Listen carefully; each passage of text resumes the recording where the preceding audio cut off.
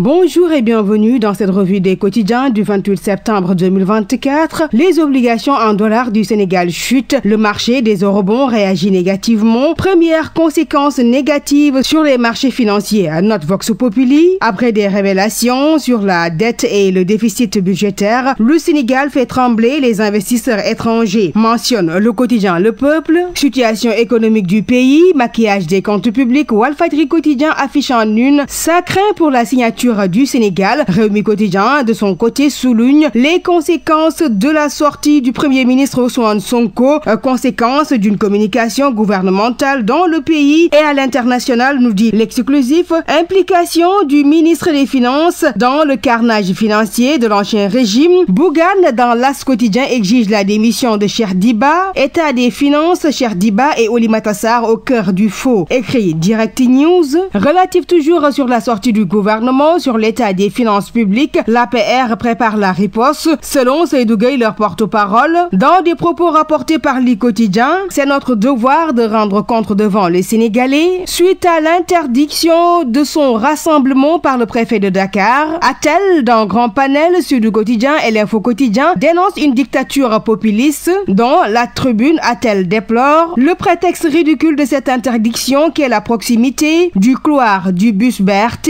Et pourtant, une autre manifestation est autorisée sur les mêmes lieux, ajoute la même publication. Poursuivons toujours à cette revue des quotidiens. Le phénomène continue. 3077 migrants, dont 1024 étrangers, 215 femmes et 169 mineurs interpellés par la Marine nationale. 172 convoyeurs déférés. L'Observateur titre à ce sujet les chiffres effrayants de l'immigration clandestine, évoquant des chiffres sur le chômage et l'inflation. Chiffres alarmants, s'exclame le quotidien Le Peuple. Et puis dans un tout autre registre, système de facturation, Sen'Eau, la grosse nébuleuse à la une de Libération. Des types de compteurs comme Bylan, Itron, mis en cause en raison de leur défaillance à l'étalonnage. Compromission des index relevés à partir des smartphones lors du déversement de ces données sur l'application AR Sen'Eau. Les révélations de l'audit qui détaille plusieurs aspects du contrat d'affermage renseigne le même journal. Et enfin, nous terminons en sport. Tournoi IFOA U20.